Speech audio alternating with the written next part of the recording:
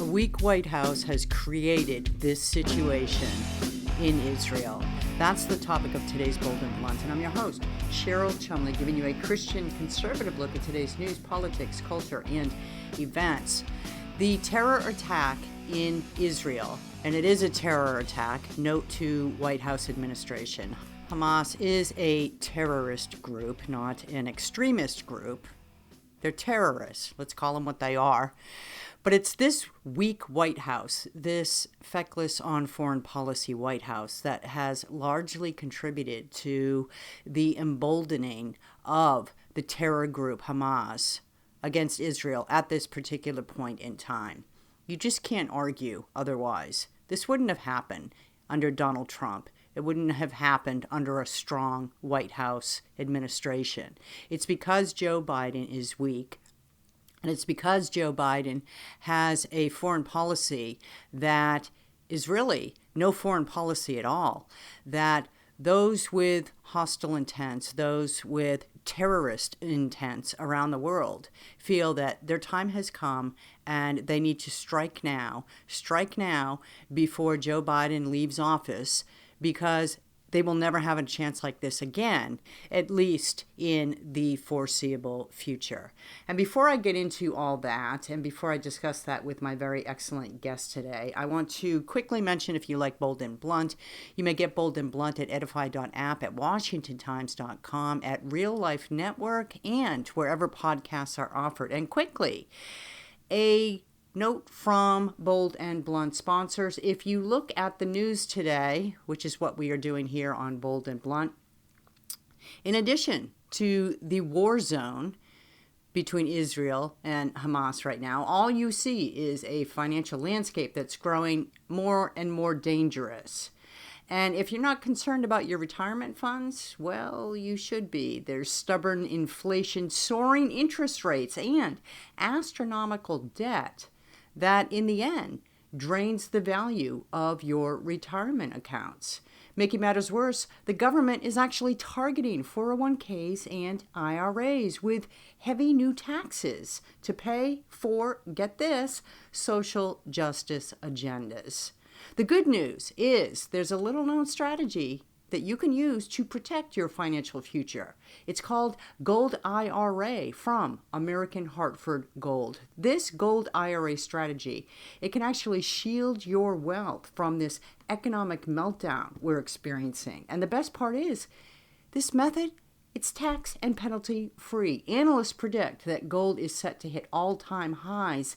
And if you have retirement funds that you can't afford to lose, and who doesn't, now is the time to call the precious metal dealer that is trustworthy, with a 5-star rating from thousands of reviews and an A+ rating from the Better Business Bureau. I'm talking about American Hartford Gold. They'll show you how to protect your savings and retirement accounts by diversifying your portfolio with physical gold and silver. And get this, tell them I sent you. They'll give you up to $5,000 of free silver on your first order. So call them now. 866-525-4680. That's 866-525-4680. Or you can just text BOLD, B-O-L-D, to 65532. One more time, 866-525-4680. Or text BOLD to 65532. Go bold with gold. I want to play you this clip. It is from President Joe Biden speaking to Scott Pelley of 60 Minutes on the hostages. Yes, the American hostages in Gaza. Let's not forget that the United States is wrapped up intimately with this terrorist group's attack on Israel, because we have American citizens over there. Who knows who knows how many. Who knows if they're alive or dead at this point, if they're suffering in ways that no human should suffer. And we should all say prayers for the families of these hostages over there, as well as the hostages that these terrorists have taken. We also need to pray for our leadership in America, because listen to what Joe Biden says, and goodness gracious me, God help the hostages. Scott Pelley asked the question, Joe Biden answers. Here's the clip. To those holding American hostages in Gaza, you say what? I say we're going to do everything in our power to find them, everything in our power. And I'm not going to go into the detail of that, but we're working like hell on it. And, you know, while he was saying that, whatever that means, we're working like hell on it. While he was saying that, he was blinking furiously, as if he had some sort of sleepiness left over in his eyes. You know that crust you get when you wake up in the morning, especially maybe when you're fighting a cold and you have that stuff in your eyes that you can't get out, or maybe you have an eyelash that's blown into your eye. Well, that's what he looked like, blinking away, blinking furiously, as if he didn't believe his own statement, as if he really has no clue about what they're doing, about what he's doing. Let's remember, Joe Biden isn't just the president of the United States. He's the commander-in-chief. He heads up our military forces, right? So blinking away madly, like he's trying to access something in his mind, like the blinking of his eyelids is some sort of switch to activate his mind and his memory.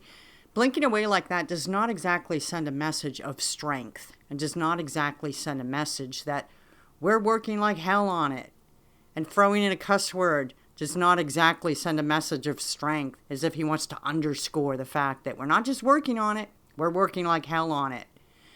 This administration and this administration's weakness, going all the way back to Afghanistan, really going all the way back to campaign days, because if you don't think the world's government watch America during campaign days for the White House for presidential elections, then you're missing the mark. Everybody watches America during presidential election years. So going back to campaign season and watching as Joe Biden stumbled about so badly that they finally had to stick him in his basement and put his wife next to him so he wouldn't fall over. And that's how the campaign was run. The weakness was already spread around the world, that if Joe Biden got in the White House, then time for the terrorists to rise up and take action. And then Joe Biden did get in the White House, and there was probably a testing period wondering, maybe he's not as weak as what he looks like. Maybe that's just those clever Americans putting on a show. Like how Donald Trump, when he was in office, he never really knew where he stood with foreign leaders, right? He would attack them, he would call them names, and it would set them on notice so that they would think, this guy's crazy. He really would bomb us if we did something. And that's good. That's good. That's good to have your foreign hostile leaders wondering what America would do versus wouldn't do. Well, with Joe Biden, maybe they were thinking, maybe there was a time period they were thinking, well, he can't be this weak.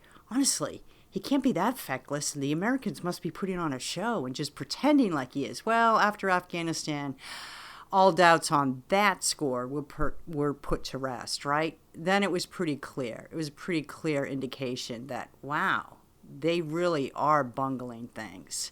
This White House really does not have a clue.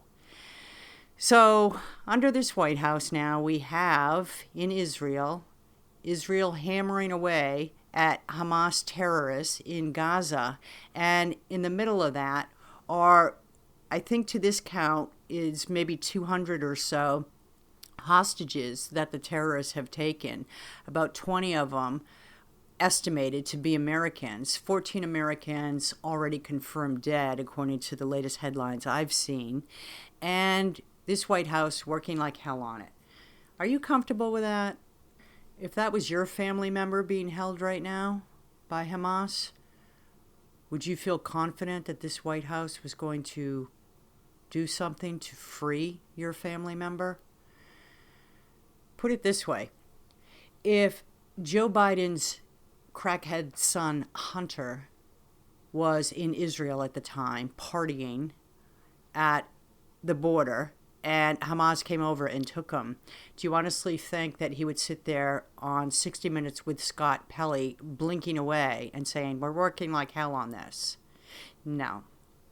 No, I don't personally think that. I think Joe Biden would be doing a lot more, and this White House would be taking a lot stronger action. And more than that, this White House would be transmitting a much stronger leadership narrative than what we're currently seeing.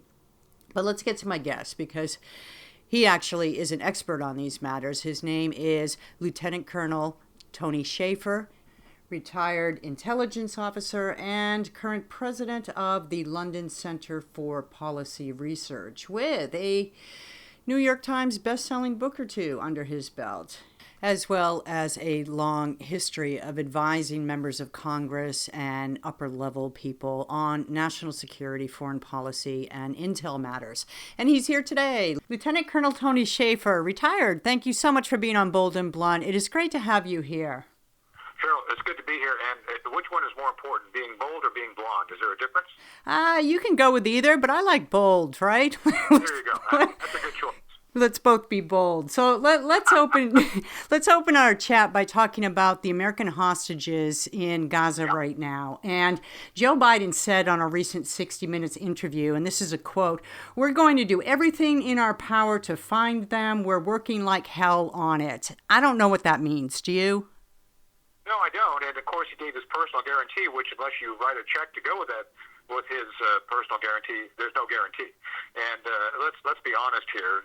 The whole situation, I think, is derived greatly from the weakness that the United States has shown over and over. And let me be clear for your audience. I'm not a neocon. I don't believe military force is the answer to all of our woes. With that said, many have attributed credibly that the planning for this attack started right after our disastrous withdrawal from Afghanistan.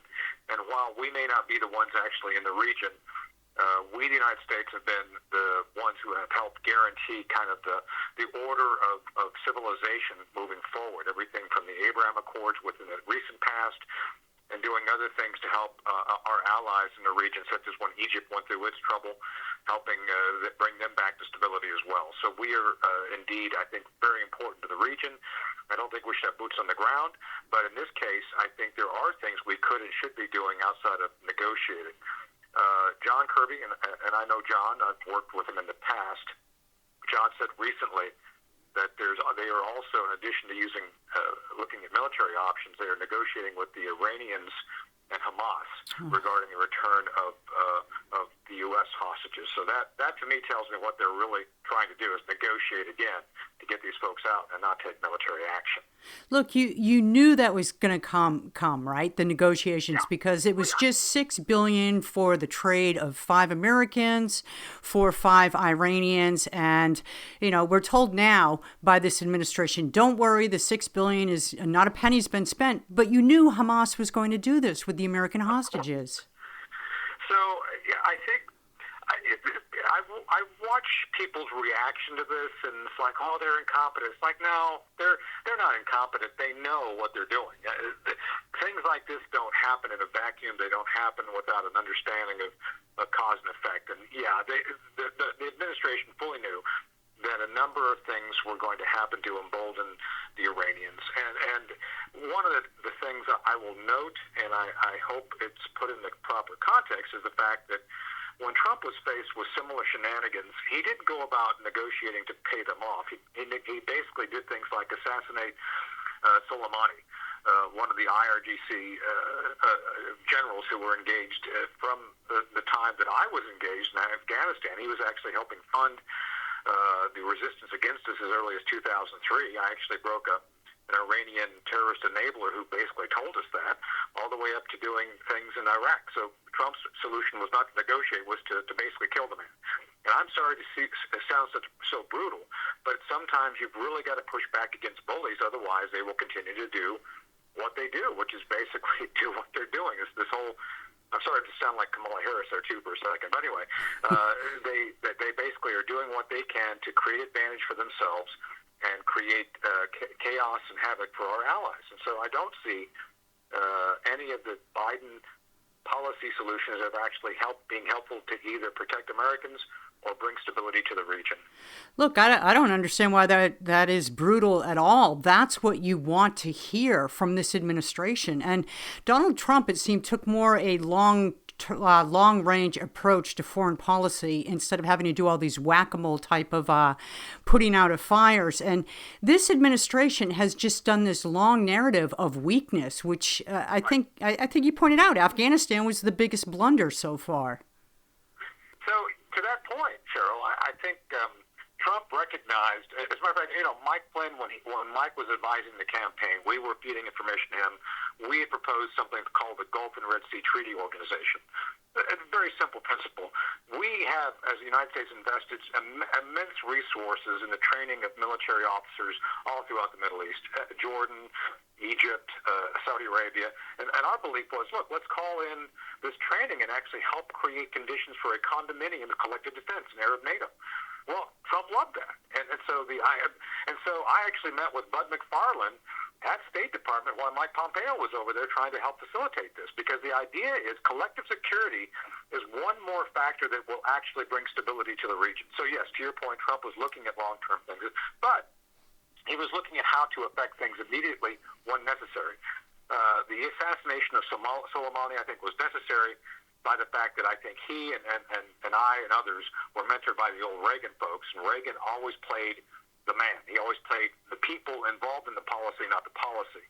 And that way he was very effective. He was able to bluff Mikhail Gorbachev during Reykjavik. He was very much a guy that was understanding how to deal with people. Trump was that too. I just don't think, Cheryl, this White House actually has that depth of understanding relating how do you deal with people, how do you deal with leaders, how do you bluff, how do you cajole, how do you do things to achieve your policy objectives when you don't have any belief that paying people off is going to be the solution to get you what you want. You talk about policy objectives, and I kind of want to hone in on that, because what is this White House's foreign policy objectives? Because if you listen, not even that carefully, if you just pay attention to just headlines and little snippets of audio, you hear some of Biden's cabinet officials say something, and then Biden will come out and say the opposite, and then his spokespeople will come rushing to the podium to clarify. What is Biden's foreign policy?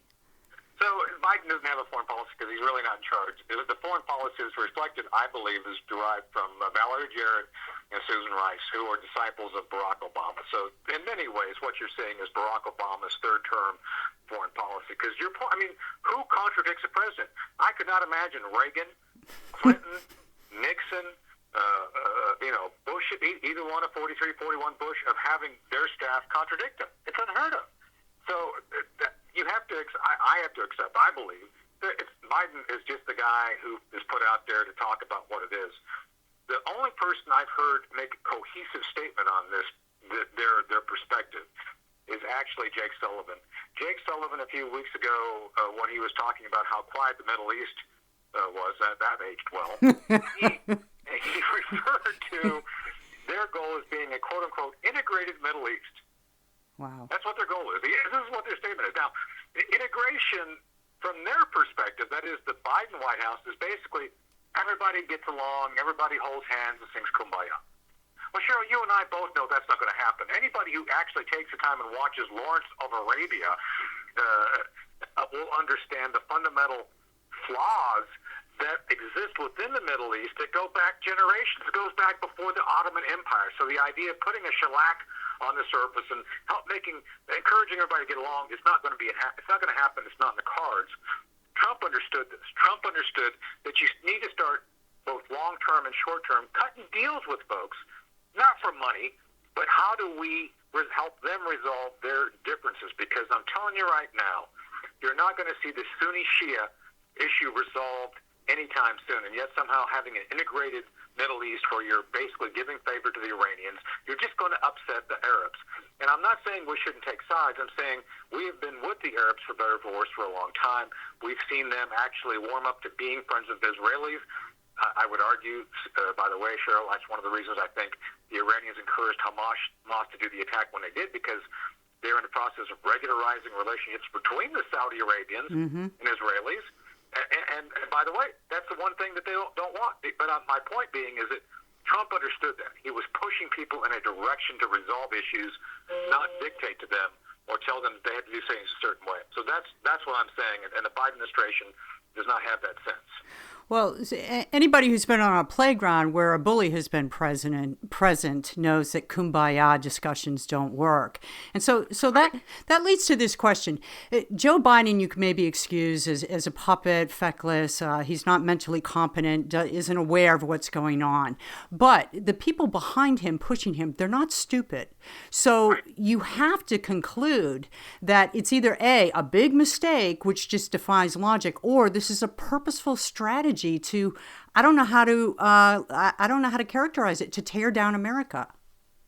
So I believe it's the latter, unfortunately. I mean, again, since they're favoring the Iranians, and by the way, I don't know if people really understand that the policy of favoring the Iranians actually goes back to the Carter administration, the Zbigniew Brzezinski.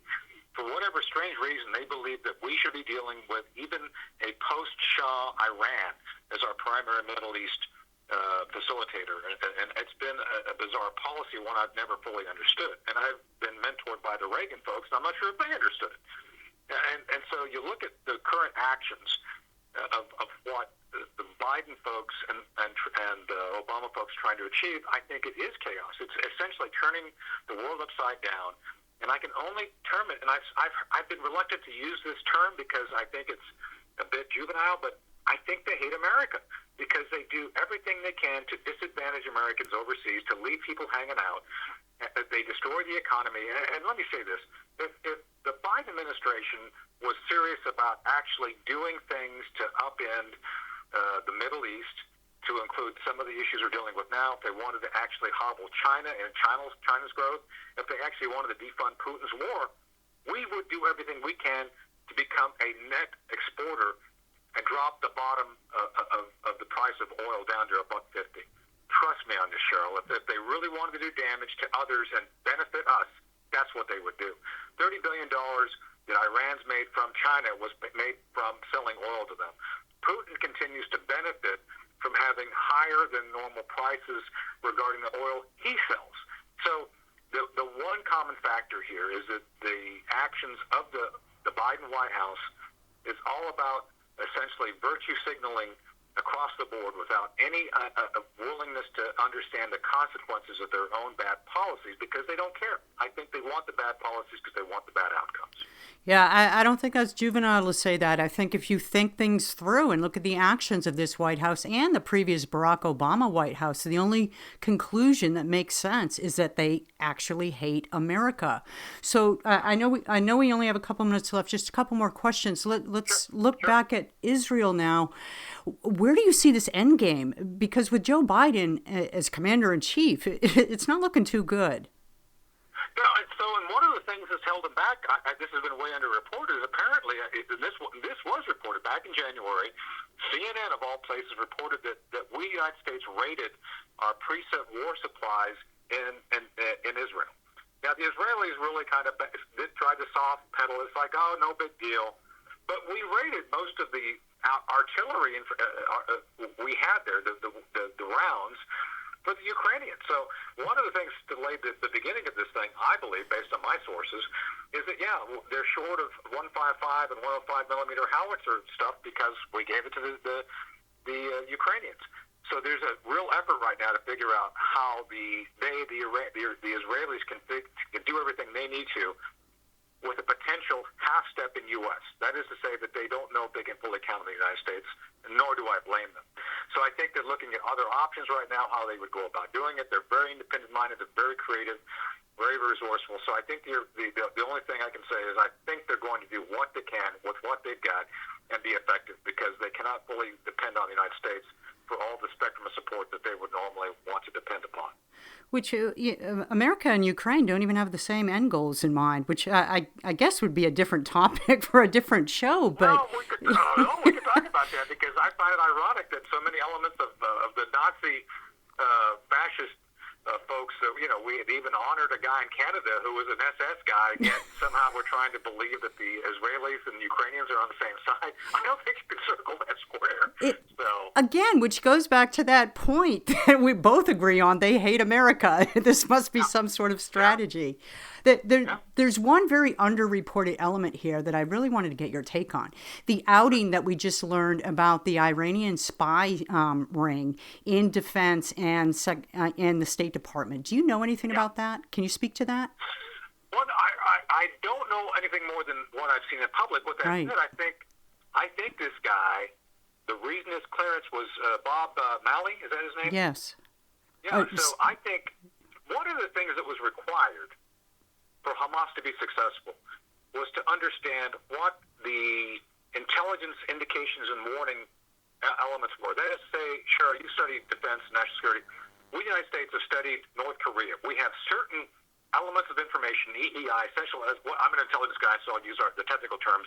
We look at essential elements of information, EEI, as indicators. We're looking for indicators and the predominance of the evidence of indicators of what we then brief our commanders on, saying we think this is about to happen.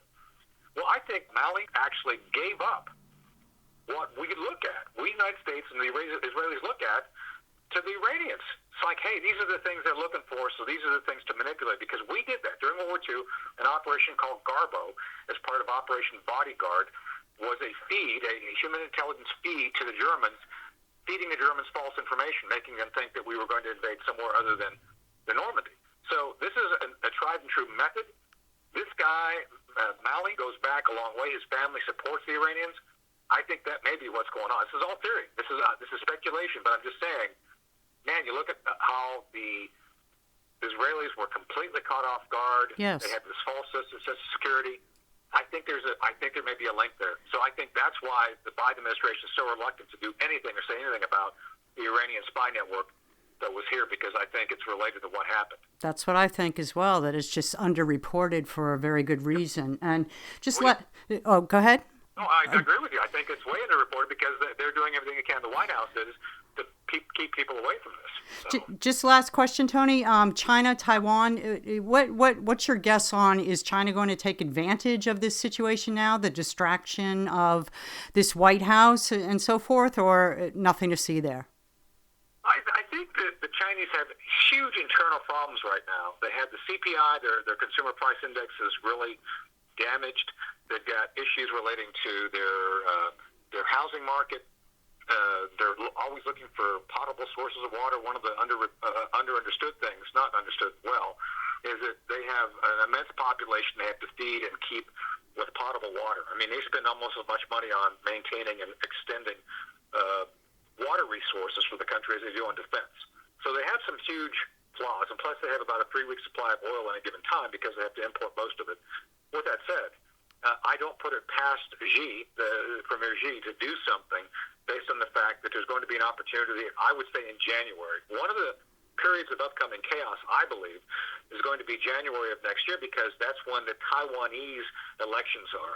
Taiwan itself has some issues relating to who they believe should be in charge. I think the Taiwanese are much more Taiwanese than they are Chinese at this point, but there are elements within their country that say that they want to be part of the home country, which is the PRC. So I think that's when the maximum potential for shenanigans is going to happen between the perception of our weakness and what they think they can get away with, that is the PRC, and the Taiwanese being in a bit of a chaos coming up in January during the election. So that's why I think the maximum danger is going to be in January of next year. Oh, boy, Happy New Year. I'm sure Joe Biden will send a strongly worded statement telling China to not do anything. So we have that to look forward to. No, they're going to send Tony Blinken in with his band.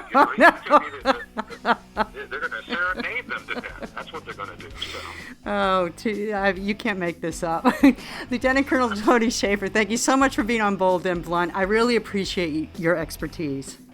Oh, Cheryl, I enjoyed being with you. Thank you. Another year of Joe Biden. Can we make it? That is the question at this point. Remember, they hate America. Very, very crucial point to keep in mind, that these things that you see taking place on the world stage, it's not by accident, not by coincidence, and not completely by stupidity. American Hartford Gold. Protect and diversify your retirement accounts. Call 866-525-4680 or text BOLD, B-O-L-D, to 65532. Don't forget, tell them I sent you, and they'll give you up to $5,000 of free silver on your first order. I want to thank you for listening. If you like Bold and Blunt, don't forget, you may get Bold and Blunt at edify.app, at washingtontimes.com, at Real Life Network, or, of course, wherever fine podcasts are offered. Tune in next time. And in the meanwhile, don't forget, stay blunt, stay bold.